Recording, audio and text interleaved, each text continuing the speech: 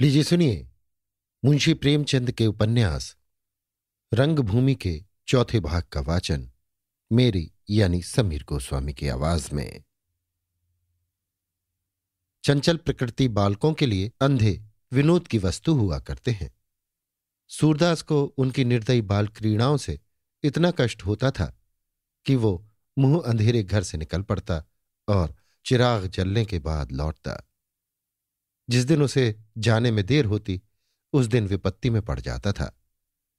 सड़क पर राहगीरों के सामने उसे कोई शंका न होती थी, किंतु बस्ती की गलियों में पग पग पर किसी दुर्घटना की शंका बनी रहती थी।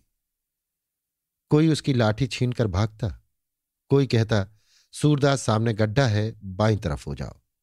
सूरदास बाएं घूमता तो गड्ढे में गिर पड़ता। मगर बजरंगी का लड़का घीसू इतना दुष्ट था कि सूरदास को छेड़ने के लिए घड़ी भर रात रहते ही उठ पड़ता। उसकी लाठी छीनकर भागने में उसे बड़ा आनंद मिलता था। एक दिन सूर्योदय के पहले सूरदास घर से चले तो घीसू एक तंग गली में छिपा हुआ खड़ा था। सूरदास को वहां पहुंचते ही कुछ शंका हुई। वो खड़ा होकर आहट लेने लगा। घीसू अब हंसी न रोक सका। झपट कर सूर्य का डंडा पकड़ लिया। सूरदास डंडे को मजबूत पकड़े हुए था। घीसू ने पूरी शक्ति से खींचा, हाथ फिसल गया, अपने ही जोर में गिर पड़ा। सिर में चोट लगी, खून निकल आया। उसने खून देखा तो चीखता चिल्लाता घर पहुंचा। बजरंगी ने पूछा, क्यों रोता है रे, क्या हुआ? घीसू ने उसे कुछ जवाब न दिया। लड़के खूब जानते हैं कि किस न्यायशाला में उनकी जीत होगी। आकर मां से बोला, सूरदास ने मुझे ढकेल दिया। मां ने सिर की चोट देखी तो आंखों में खून उतर आया। लड़के का हाथ पकड़े हुए आकर बजरंगी के सामने खड़ी हो गई और बोली, अब इस अंधे की शामत आई है। लड़के को ऐसा ढकेला कि लहूलुहान हो गया।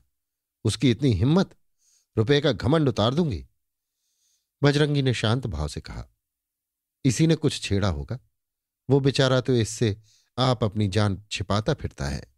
जमनी, इसी ने छेड़ा था तो भी क्या इतनी बेदर्दी से ढकेलना चाहिए कि सिर फूट जाए? अंधों को सभी लड़के छेड़ते हैं, पर वे सबसे लठियाव नहीं करते फिरते। इतने में सूरदास भी आकर खड़ा हो गया। मुख पर ग्लानि छाई हुई थी। जमनी लपक कर उसके सामने आई और बिजली की तरह कड़क कर बोली, क्यों सूरे, सांझ होते ही रोज लुटिया लेकर दूध के लिए सिर पर सवार हो जाते हो, और अभी घिसुआ ने जरा लाठी पकड़ ली तो उसे इतनी जोर से धक्का दिया कि सिर फूट गया। जिस पत्तल में खाते हो उसी में छेद करते हो। क्यों, रुपए का इतना घमंड हो गया है क्या? सूरदास, भगवान जानते हैं जो मैंने घीसू को पहचाना हो। समझा कोई लौंडा होगा। लाठी को मजबूत पकड़े रहा। घीसू का हाथ फिसल गया, गिर पड़ा। मुझे मालूम होता कि घीसू है तो लाठी उससे दे देता। इतने दिन हो गए, लेकिन कोई कह दे कि मैंने किसी लड़के को झूठ मूठ मारा है। तुम्हारा ही दिया खाता हूं, तुम्हारे ही लड़के को मारूंगा। जमनी, नहीं, अब तुम्हें घमंड हुआ है। भीख मांगते हो फिर भी लाज नहीं आती। सबकी बराबरी करने को मरते हो। आज मैं लहू का घूंट पीकर रह गई, नहीं तो जिन हाथों से तुमने उसे ढकेला है उसमें लू का लगा देती। बजरंगी जमनी को मना रहा था और लोग भी समझा रहे थे, लेकिन वो किसी की न सुनती थी। सूरदास अपराधियों की भांति सिर झुकाए वागमाड़ सह रहा था। मुंह से एक शब्द भी ना निकालता था। भैरों ताड़ी उतारने जा रहा था, रुक गया और सूरदास पर दो चार छींटे उड़ा दिए। जमाना ही ऐसा है, सब रोजगारों से अच्छा भीख मांगना। अभी 4 दिन पहले घर में भुंजी भांग न थी, अब 4 पैसे के आदमी हो गए हैं। पैसे होते हैं तभी घमंड होता है, नहीं क्या घमंड करेंगे हम और तुम, जिनकी 1 रुपया कमाई है तो 2 खर्च है। जगधार औरों से तो भीगी बिल्ली बना रहता था। सूरदास को धिक्कारने के लिए वो भी निकल पड़ा। सूरदास पछता रहा था कि मैंने लाठी क्यों न छोड़ दी। कौन कहे कि दूसरी लकड़ी न मिलती। जगधार और भैरों के कटु वाक्य को सुन सुनकर वो और भी दुखी हो रहा था। अपनी दीनता पर रोना आता था। सहसा मिठुआ भी आ पहुंचा। वो भी शरारत का पुतला था, घीसू से भी 2 अंगुल बढ़ा हुआ। जगधार को देखते ही ये सरस पद गा गा कर चढ़ाने लगा। लालू का लाल मुंह जगधार का काला, जगधार तो हो गया लालू का साला। भैरों को भी उसने एक स्वरचित पद सुनाया, भैरों भैरों ताड़ी बेच या बीबी की साड़ी बेच। चिढ़ने वाले चिढ़ते क्यों हैं, इसकी मीमांसा तो मनोवैज्ञानिक के पंडित ही कर सकते हैं। हमने साधारणतया लोगों को प्रेम और भक्ति के भाव ही से चिढ़ते देखा है। कोई राम या कृष्ण के नामों से इसलिए चिढ़ता है कि उसे लोग चिढ़ाने ही के बहाने से ईश्वर के नाम लें। कोई इसलिए चिढ़ता है कि बाल वृंद उसे घेरे रहें। कोई बैगन या मछली से इसलिए चिढ़ता है कि लोग इन अखाद्य वस्तुओं के प्रति घृणा करें। सारांश यह है कि चिढ़ना एक दार्शनिक क्रिया है, इसका उद्देश्य केवल सत शिक्षा है। लेकिन भैरों और जगधार में ये भक्तिमय उदारता कहाँ? वे बाल विनोद का रस लेना क्या जाने। दोनों झल्ला उठे। जगधार मिठुआ को गाली देने लगा, लेकिन भैरों को गालियां देने से संतोष न हुआ। उसने लपक कर उसे पकड़ लिया, 2-3 तमाचे जोर जोर से मारे और बड़ी निष्ठुरता से उसके कान पकड़कर खींचने लगा। मिठुआ बिलबिला उठा। सूरदास अब तक दीन भाव से सिर झुकाए खड़ा था। मिठुआ का रोना सुनते ही उसकी त्योरियां बदल गईं। चेहरा तमतमा उठा। सिर उठाकर फूटी हुई आंखों से ताकता हुआ बोला, भैरव, भला चाहते हो तो उसे छोड़ दो, नहीं तो ठीक ना होगा। उसने तुम्हें कौन सी ऐसी गोली मार दी कि उसकी जान लिए लेते हो? क्या समझते हो कि उसके सिर पर कोई है ही नहीं? जब तक मैं जीता हूं कोई उसे तिरछी निगाह से नहीं देख सकता। दिलावरी तो जब देखता कि किसी बड़े आदमी से हाथ मिलाते। इस बालक को पीट लिया तो कौन सी बड़ी बहादुरी दिखाई? भैरों, मार की इतनी अखर है तो उसे रोकते क्यों नहीं? हमको चढ़ाएगा तो हम पीटेंगे, 1 बार नहीं 1000 बार। तुमको जो करना हो कर लो। जगधार, लड़के को डांटना तो दूर, ऊपर से और सह देते हो। तुम्हारा दुलारा होगा, दूसरे क्यों? सूरदास, चुप भी रहो, आए हो वहां से न्याय करने। लड़कों को तो ये बात ही होती है, पर कोई उन्हें मार नहीं डालता। तुम लोगों को अगर किसी दूसरे लड़के ने चढ़ाया होता तो मुंह तक न खोलते। देखता तो हूं, जिधर से निकलते हो लड़के तालियां बजाकर चढ़ाते हैं, पर आंखें बंद किए अपनी राह चले जाते हो। जानते हो ना कि जिन लड़कों के मां बाप हैं उन्हें मारेंगे तो वे आंखें निकाल लेंगे। केले के लिए ठीकरा भी तेज होता है। भैरो, दूसरे लड़के की और उसकी बराबरी है? दरोगा जी की गालियां खाते हैं तो क्या डोमड़ों की गालियां भी खाएं? अभी तो 2 ही तमाचे लगाए हैं, फिर चढ़ाए तो उठाकर पटक दूंगा, मरे या जिए। सूरदास मिट्ठू का हाथ पकड़कर, मिट्ठू चढ़ा तो देखो ये क्या करते हैं। आज जो कुछ होना होगा यही हो जाएगा। लेकिन मिठुआ के गालों में अभी तक जलन हो रही थी, मुंह भी सूज गया था, सिसकियां बंद न होती थी। भैरों का रौद्र रूप देखा तो रहे सहे होश भी उड़ गए।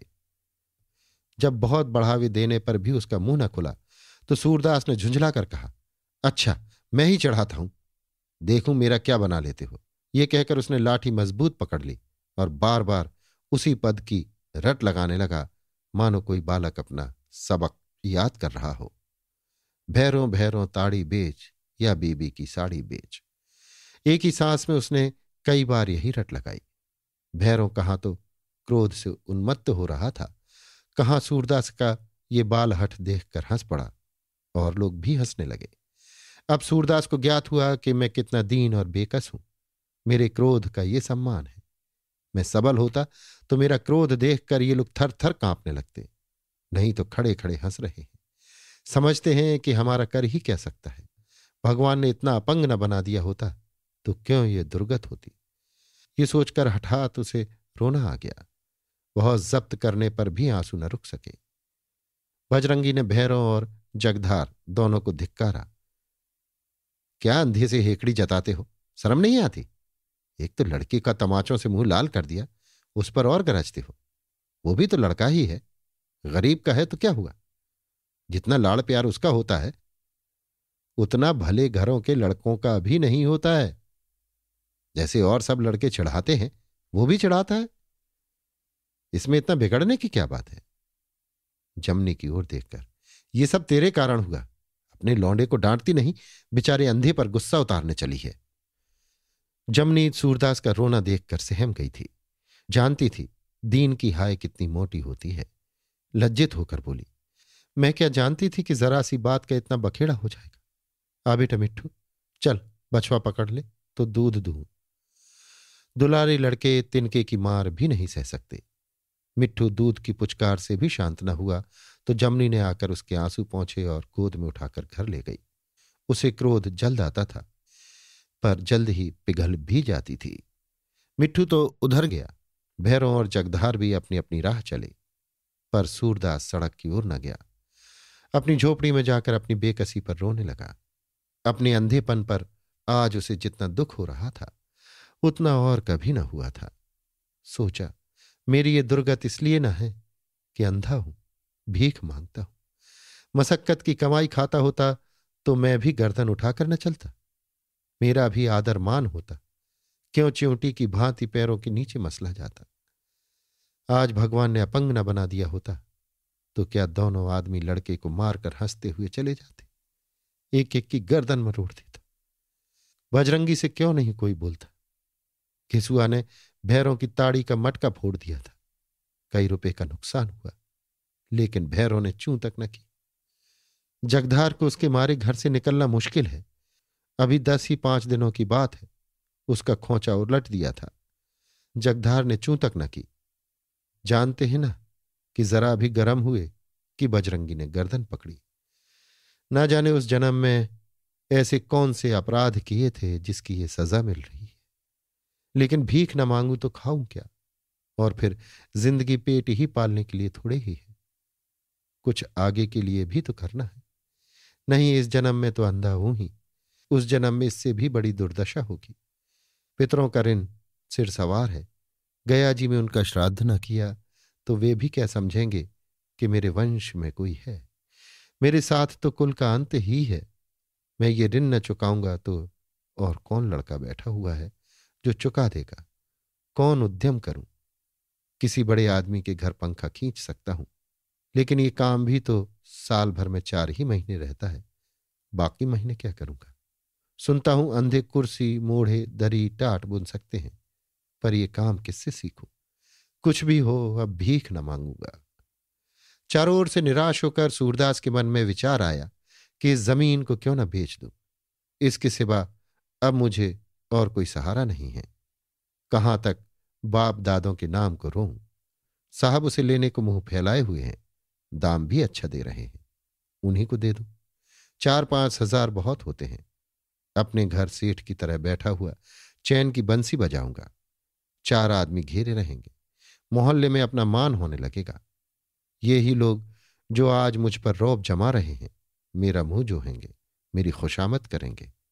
यही न होगा, मोहल्ले की गऊएं मारी मारी फिरेंगी। फिरें, इसको मैं क्या करूं।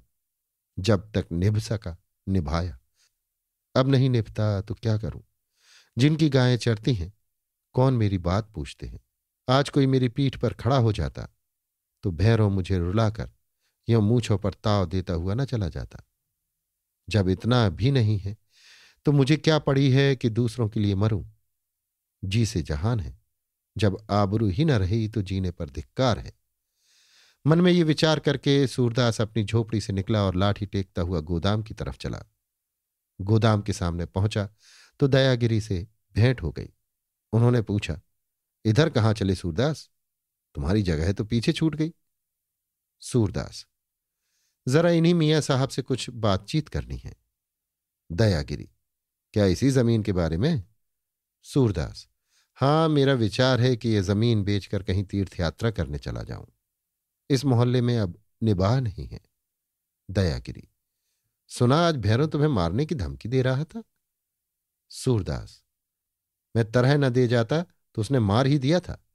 सारा मोहल्ला बैठा हंसता रहा, किसी की जबान न खुली कि अंधे अपाहिज आदमी पर ये कुन्याव क्यों करते हो। तो जब मेरा कोई हितु नहीं है तो मैं क्यों दूसरों के लिए मरूं।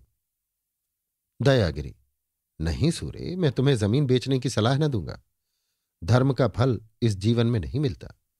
हमें आंखें बंद करके नारायण पर भरोसा रखते हुए धर्म मार्ग पर चलते रहना चाहिए। सच पूछो तो आज भगवान ने तुम्हारे धर्म की परीक्षा ली है।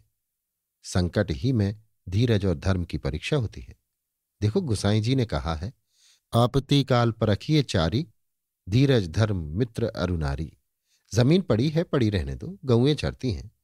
ये कितना बड़ा पुण्य है। कौन जानता है, कभी कोई दानी धर्मात्मा आदमी मिल जाए और धर्मशाला कुआं मंदिर बनवा दे तो मरने पर भी तुम्हारा नाम अमर हो जाएगा। रही तीर्थ यात्रा, उसके लिए रुपए की जरूरत नहीं। साधु संत जन्म भर यही किया करते हैं, पर घर से रुपयों की थैली बांध कर नहीं चलते। मैं भी शिवरात्रि के बाद बद्रीनारायण जाने वाला हूं।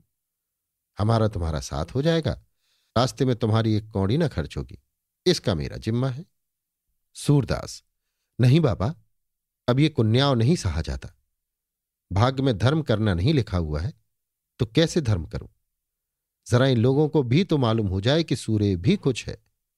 दयागिरी, सूर्य आंख बंद होने पर भी कुछ नहीं सूझता।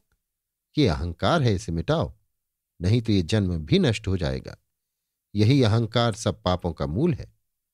मैं अरु मोर तोर तय माया, जे ही बस कीन है जीव निकाया। न यहां तुम हो, न तुम्हारी भूमि, न तुम्हारा कोई मित्र है, न शत्रु। जहां देखो भगवान ही भगवान है। ज्ञान मान जह एको नाही, देखत ब्रह्म रूप सब माही। इन झगड़ों में मत पड़ो।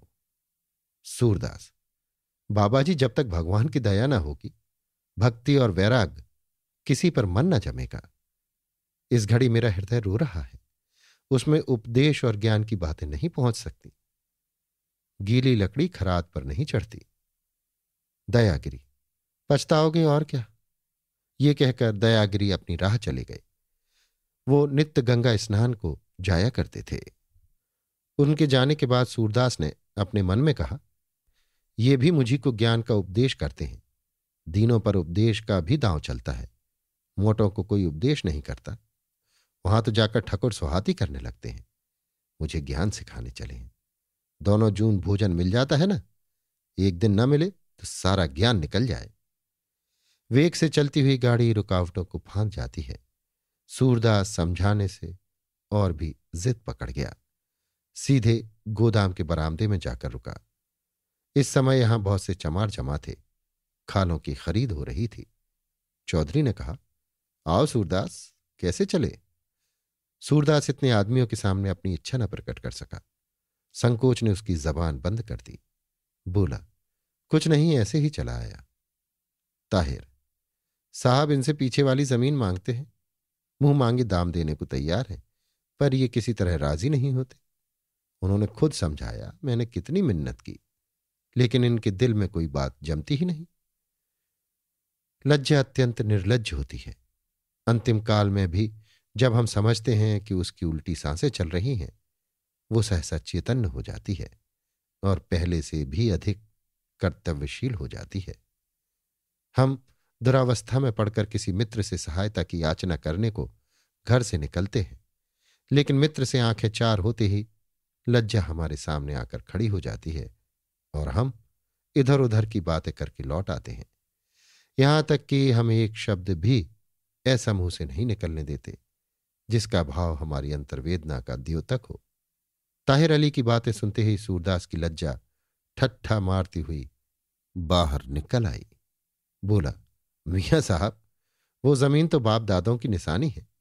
भला मैं उसे बय या पट्टा कैसे कर सकता हूं? मैंने उसे धर्मकाज के लिए संकल्प कर दिया है। ताहिर, धर्मकाज बिना रुपए के कैसे होगा? जब रुपए मिलेंगे तभी तो तीर्थ करोगे, साधु संतों की सेवा करोगे, मंदिर कुआं बनवाओगे। चौधरी, सूर्य इस बखत अच्छे दाम मिलेंगे। हमारी सलाह तो यही है कि दे दो, तुम्हारा कोई उपकार तो उससे होता नहीं।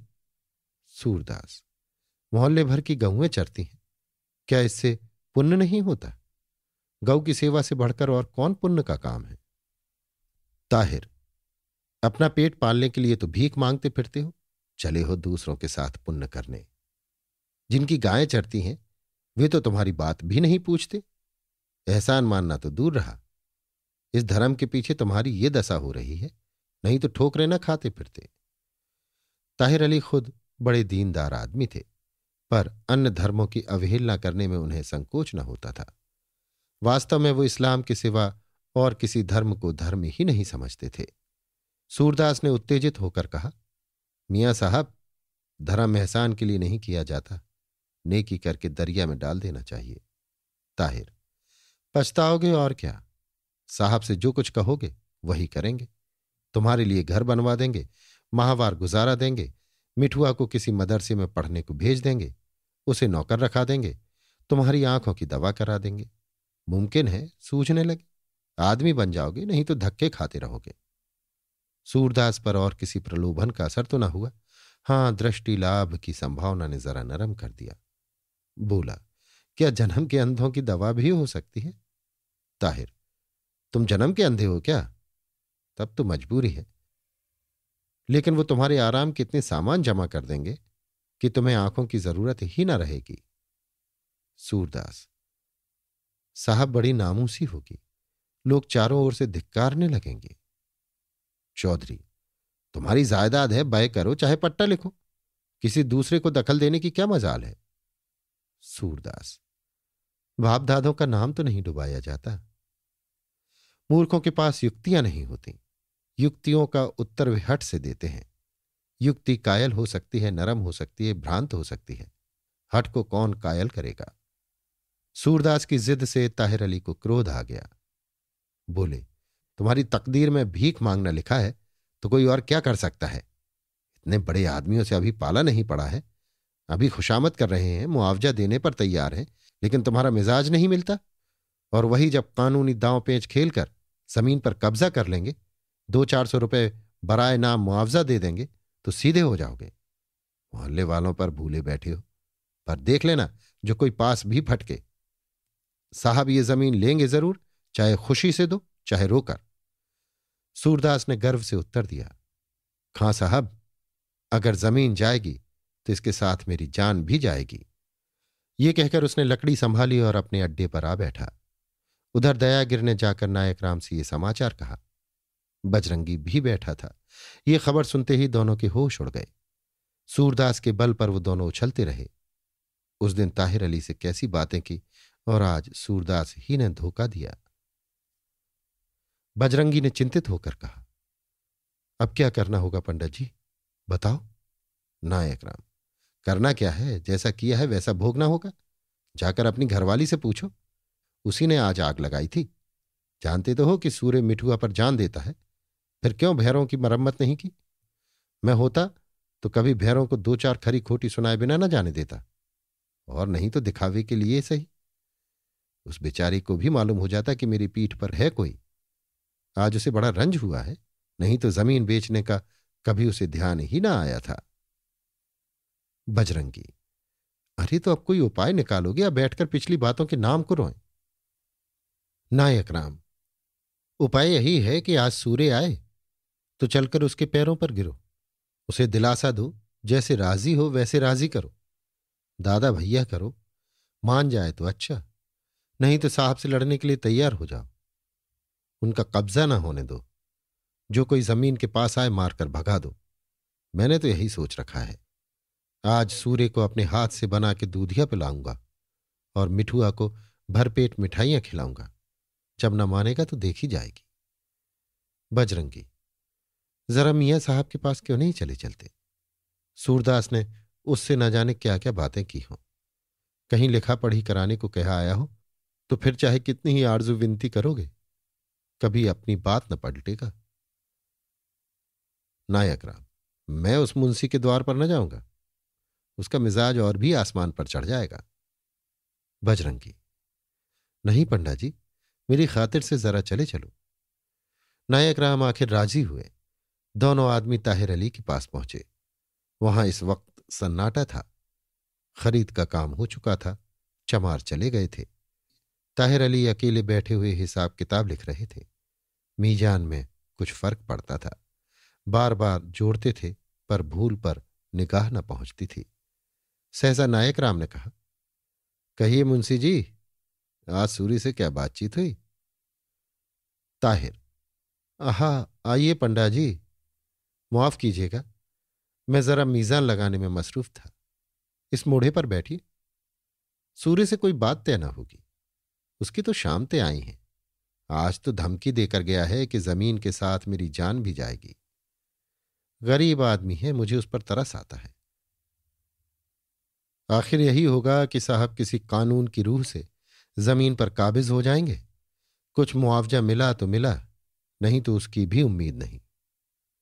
नायक राम, जब सूर्य राजी नहीं है तो साहब क्या खा के ये जमीन लेंगे? देख बजरंगी, हुई ना वही बात, सूर्य ऐसा कच्चा आदमी नहीं है। ताहिर, साहब को अभी आप जानते नहीं हैं। नायक राम, मैं साहब और साहब के बाप दोनों को अच्छी तरह जानता हूं। हाकिमों की खुशामद की बदौलत आज बड़े आदमी बने फिरते हैं। ताहिर, खुशामद ही का तो आजकल जमाना है, वो अब इस जमीन को लिए बगैर न मानेंगे। नायक राम, तो इधर भी यही तय है कि जमीन पर किसी का कब्जा न होने देंगे, चाहे जान जाए, इसके लिए मर मिटेंगे। हमारे हजारों यात्री आते हैं, इसी खेत में सबको टिका देता हूं। जमीन निकल गई तो क्या यात्रियों को अपने सिर पर ठहराऊंगा? आप साहब से कह दीजिएगा, यहां उनकी दाल न गलेगी। यहां भी कुछ दम रखते हैं। 12 मास खुले खजाने जुआ खेलते हैं। एक दिन में हजारों के वारे न्यारे हो जाते हैं। थानेदार से लेकर सुपरिंटेंडेंट तक सब जानते हैं। पर मजाल है कि कोई दौड़ लेकर आए, खून तक छिपा डाले हैं। ताहिर, तो आप ये सब बातें मुझसे क्यों कहते हैं? क्या मैं जानता नहीं हूं? आपने सैयद रजा अली थानेदार का नाम तो सुना ही होगा। मैं उन्हीं का लड़का हूं। यहां कौन पंडा है जिसे मैं नहीं जानता? नायक राम, लीजिए, घर ही बैत तो मरिए क्यों? फिर तो आप अपने घर ही के आदमी हैं। दरोगा जी की तरह भला क्या कोई अफसर होगा? कहते थे, बेटा जो चाहे करो, लेकिन मेरे पंजे में ना आना। मेरे द्वार पर फड़ जाती थी, वो कुर्सी पर बैठे देखा करते थे। बिल्कुल घराव हो गया था। कोई बात बनी बिगड़ी, जाके सारी कथा सुना देता था। पीठ पर हाथ फेर कर कहते, बस जाओ, अब हम देख लेंगे। ऐसे आदमी अब कहां? सतयुगी लोग थे। आप तो अपने भाई ही ठहरे। साहब को धता क्यों नहीं बताते? आपको भगवान ने विद्या बुद्धि दी है, 20 बहाने निकाल सकते हैं। बरसात में पानी जमता है, दीमक बहुत है, लोनी लगेगी, ऐसे ही और कितने बहाने हैं। ताहिर, पंडा जी जब आपसे भाईचारा हो गया तो क्या पर्दा? साहब पल्ले सिरे का घाघ है। हाकिमों से उसका बड़ा मेल जोल है। मुफ्त में जमीन ले लेगा। सूर्य को तो चाहे 100-200 मिल भी रहे, मेरा इनाम इकराम गायब हो जाएगा। आप सूर्य से मामला तय करा दीजिए, तो उसका भी फायदा हो, मेरा भी फायदा हो और आपका भी फायदा हो। नायक राम, आपको वहां से जो इनाम इकराम मिलने वाला हो वो हम ही लोगों से ले लीजिए। इसी बहाने कुछ आपकी खिदमत करेंगे। मैं तो दरोगा जी को जैसा समझता था वैसा ही आपको समझता हूं। ताहिर, मुआज अल्लाह, पंडा जी ऐसी बात न कहिए। मैं मालिक की निगाह बचाकर एक कौड़ी लेना भी हराम समझता हूं। वो अपनी खुशी से जो कुछ दे देंगे, हाथ फैला कर ले लूंगा, पर उनसे छिपा कर नहीं। खुदा उस रास्ते से बचाए। वालिद ने इतना कमाया, पर मरते वक्त घर में एक कौड़ी कफन को भी न थी। नायक राम, अरे यार, मैं तुम्हें रुस्वत थोड़े ही देने को कहता हूं। जब हमारा आपका भाईचारा हो गया तो हमारा काम आपसे निकलेगा, आपका हमसे। ये कोई रुस्वत नहीं। ताहिर, नहीं पंडा जी, खुदा मेरी नीयत को पाक रखे, मुझसे नमक हरामी न होगी। मैं जिस हाल में हूं उसी में खुश हूं। जब उसके करम की निगाह होगी तो मेरी भलाई की कोई सूरत निकल ही आएगी। नायक राम, सुनते हो बजरंगी दरोगा जी की बातें? चलो चुपके से घर बैठो, जो कुछ आगे आएगी देखी जाएगी। अब तो साहब ही से निबटना है। बजरंगी के विचार में नायक राम ने उतनी मिन्नत समाजत ना की थी जितनी करनी चाहिए थी। आए थे अपना काम निकालने की हेकड़ी दिखाने। दीनता से जो काम निकल जाता है वो डींग मारने से नहीं निकलता। नायक राम ने तो लाठी कंधे पर रखी और चले। बजरंगी ने कहा, मैं जरा गोरुओं को देखने जाता हूं, उधर होता हुआ आऊंगा। यह बड़ा अक्खड़ आदमी था, नाक पर मक्खी न बैठने देता। सारा मोहल्ला उसके क्रोध से कांपता था, लेकिन कानूनी कार्रवाई से डरता था। पुलिस और अदालत के नाम ही से उसके प्राण सूख जाते थे। नायक राम को नित्य ही अदालत से काम रहता था। वो इस विषय में अभ्यस्त थे।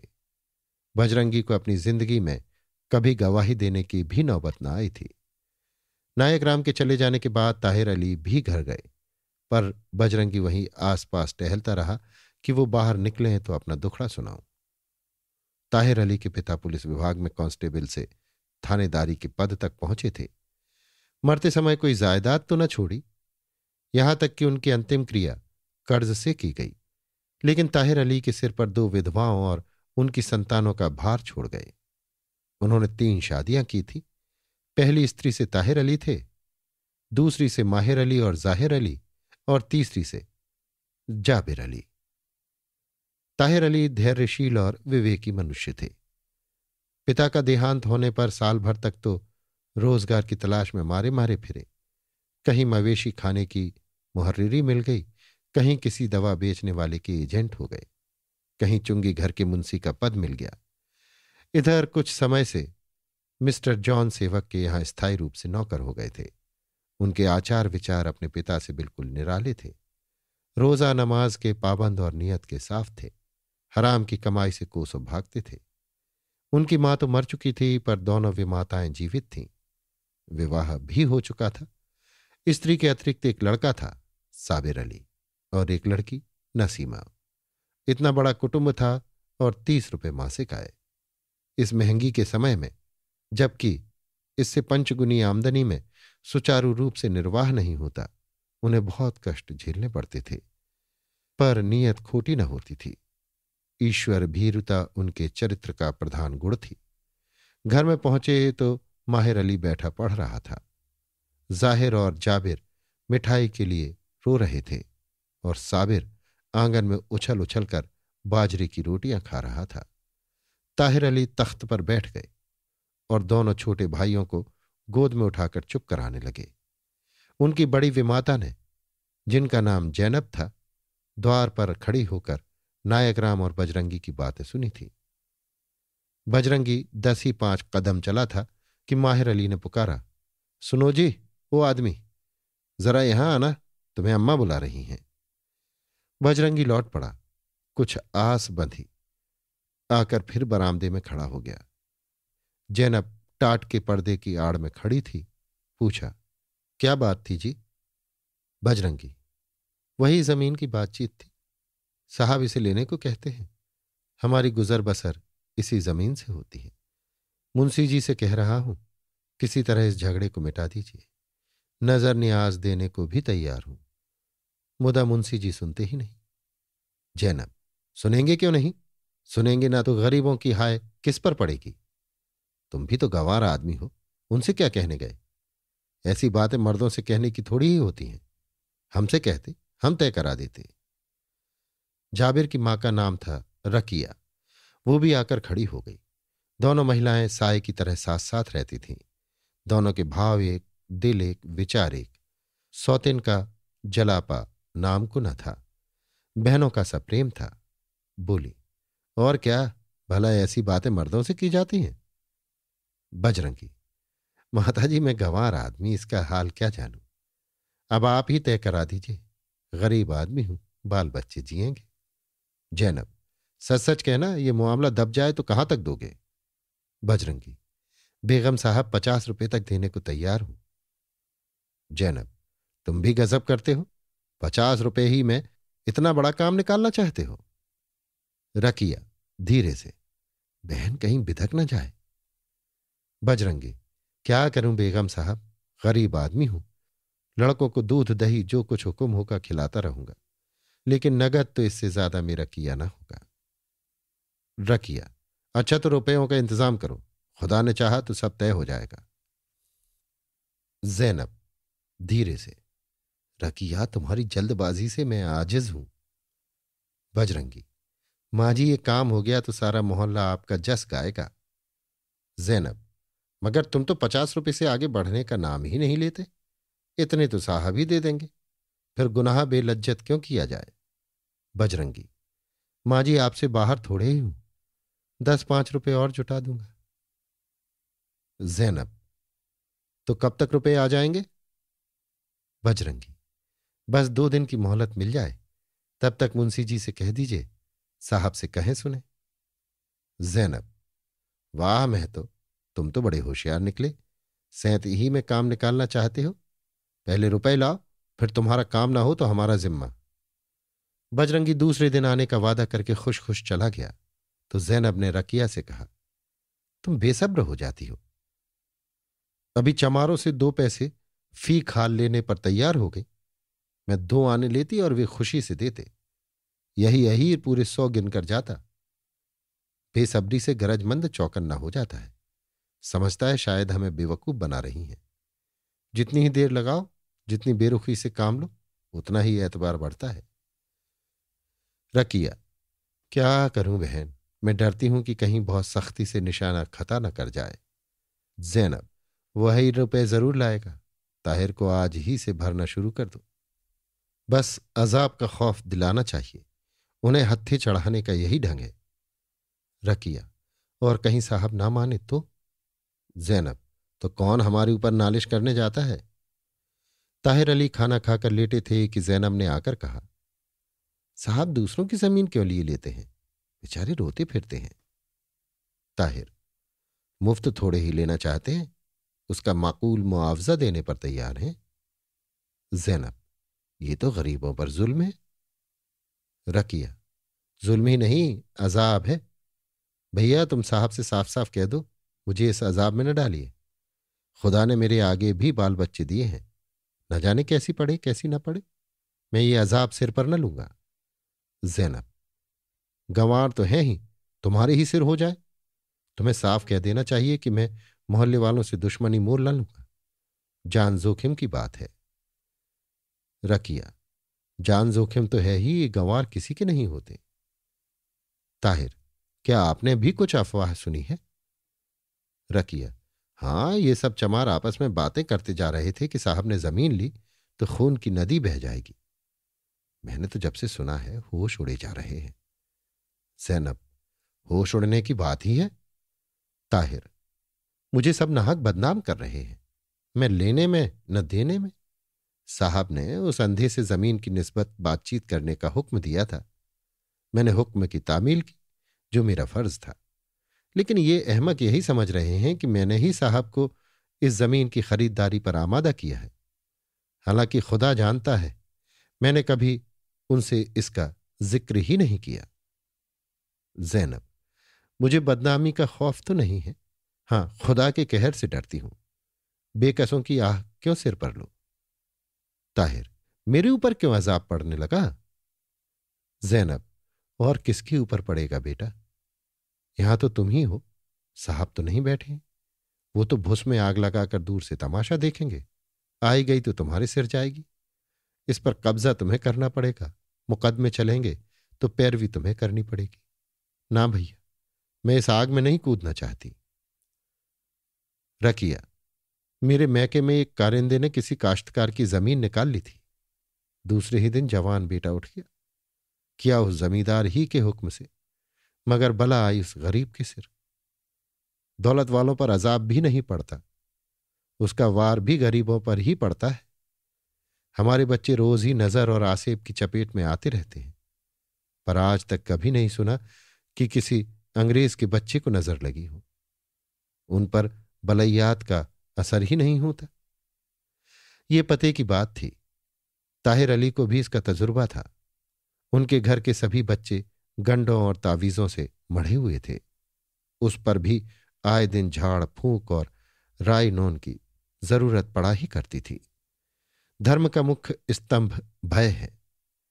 अनिष्ट की शंका को दूर कीजिए, फिर तीर्थ यात्रा, पूजा पाठ, स्नान, ध्यान, रोजा, नमाज, किसी का निशान भी न रहेगा।